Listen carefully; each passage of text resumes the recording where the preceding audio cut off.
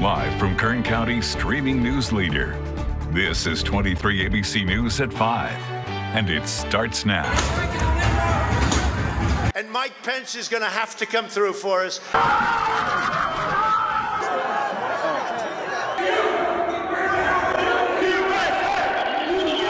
We have to have peace. So go home. We love you. You're very special. May God bless all who serve here and those who protect this place. And may God bless the United States of America. Good Thursday evening. I'm Keely Van Middendorp. Today, January 6th, marks 1 year since the insurrection at the U.S. Capitol in Washington, D.C. It started from false claims by former President Donald Trump that the election was stolen. After a rally near the Capitol, supporters of the former president then gathered outside the Capitol and eventually got past security and police and made their way inside, where they caused damage and stole items, prompting politicians to seek cover. One person was shot and killed during this riot, and several police officers were injured, some later dying by suicide. Despite all that, the election was eventually certified. And although that happened all the way in D.C., the impacts have been felt in communities all across the nation, including here in Kern County. 23 ABC's Vanya Patino spoke with a local political expert about how the events that day have impacted us here at home. She joins us now in studio with more. Good evening, Vanya. Good evening, Keely. Well, as those I spoke with explained, all politics is local politics. And here in Kern County, it did prompt some action from both the Democratic and Republican Party groups. Videos like these are still shocking, but like political science professor Jeremy Adams explained, it didn't change opinion the way many thought it would. I don't think it changed a lot of opinions, but I do think it definitely cemented a lot of opinions. That is the case for both leaders of each respective party in Kern County. We're contrasting our policies, compared to Joe Biden's and to Gavin Newsom's. We're a party of law and order. You have the right to be safe. You have a right to make a living and to keep more of your money in your pocket. This hatred, this distrust of government has been brewing for a while.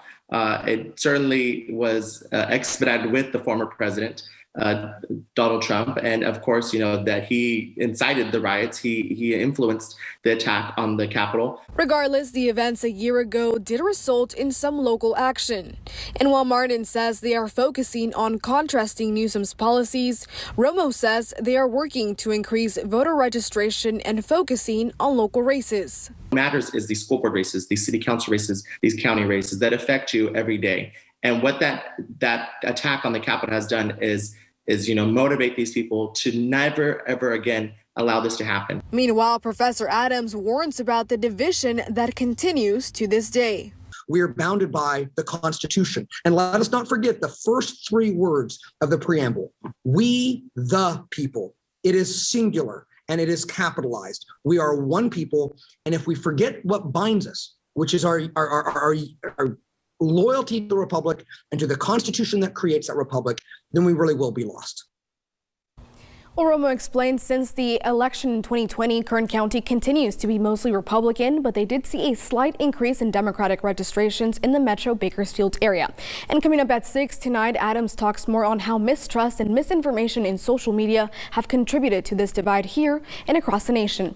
In studio, Vanya Patino, 23 ABC News, connecting you. And at the nation's capital, the president and vice president of the United States came together to mark the anniversary of the Capitol riots. Vice President Kamala Harris spoke first this morning. She condemned the January 6th insurrection and called for Americans to work towards a stronger democracy. She also posed a question of how will America change as a result? How will January 6th come to be remembered in the years ahead? Will it be remembered as a moment that accelerated the unraveling of the oldest, greatest democracy in the world? Or a moment when we decided to secure and strengthen our democracy for generations to come? The vice president also pushed for Congress to pass voting rights legislation in the wake of the riots to, quote, ensure free and fair elections, end quote. Both Harris and Biden called out lies surrounding the 2020 election and the damage posed to American democracy. President Biden gave one of his strongest criticisms yet of former President Donald Trump, blaming him for inciting the riot and saying he lied to Americans. Those who stormed this Capitol and those who instigated and incited and those who called on them to do so held a dagger at the throat of America, at American democracy. They didn't come here out of patriotism or principle. They came here in rage, not in service of America, but rather in service of one man. And Congressman Kevin McCarthy, who represents Kern County, posted on his Facebook page today saying, quote, the actions of January 6th, 2021 were lawless and as wrong as can be. Our capital should never be compromised, and those who broke the law deserve to face legal repercussions and full accountability. Unfortunately, 1 year later, the Democrat Party seems no closer to answering the central question of how the Capitol was left so unprepared and what must be done to ensure it never happens again. Instead, they are using it as a partisan political weapon to further divide our country. End quote. And with this reflection also comes calls for answers and accountability. Tonight, there is a gathering outside Congressman McCarthy's office in Bakersfield where people are demanding just that. 23 ABC's Kristen Vartan joining us live in central Bakersfield, where activists are demanding justice on this anniversary of the attack on the Capitol. Good evening, Kristen.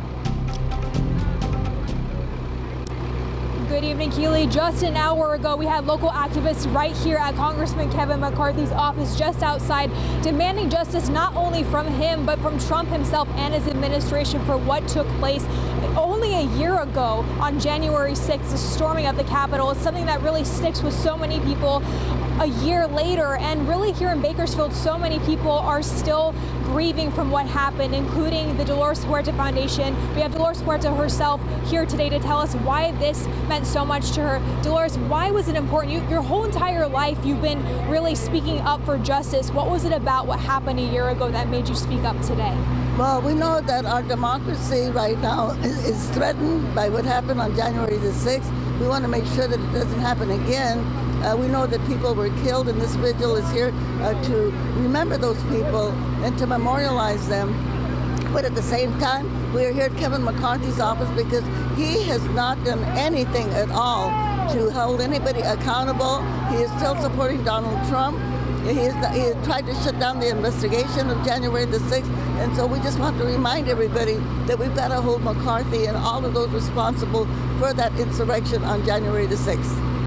We also did hear from Kevin McCarthy. He sent us a statement today saying that he condemns any of the violence that took place a year ago. You mentioned, and so many of the activists mentioned today, that there is still accountability to be had.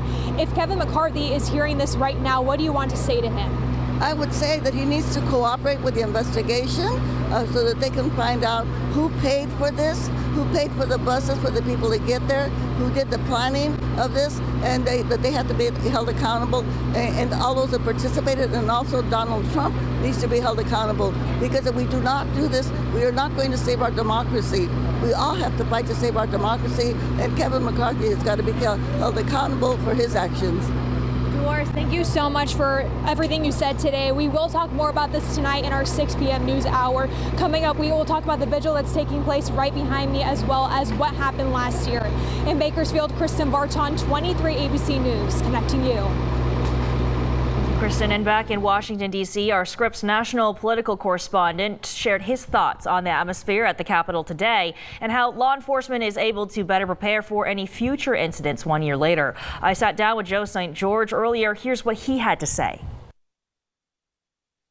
It's an interesting day. How is the atmosphere in Washington, D.C. right now, a year after the insurrection? You know, it's a somber day in D.C. This was a tough day.